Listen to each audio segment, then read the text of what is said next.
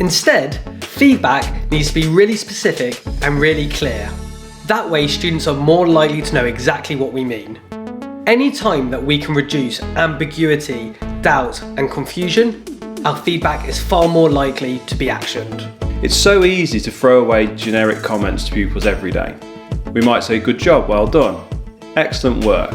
But actually, take a moment to reflect. Before you say that, can you say something that's going to be more powerful? There's nothing wrong with saying, well done, good job, excellent piece of work.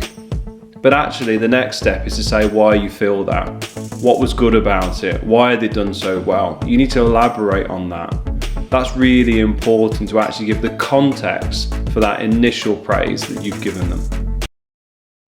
As you can see, we think online teacher CPD should be research-based, practical, value for money, really fun to do. and if this sounds exactly what you want for your staff, then go to the InnerDrive Online Academy now.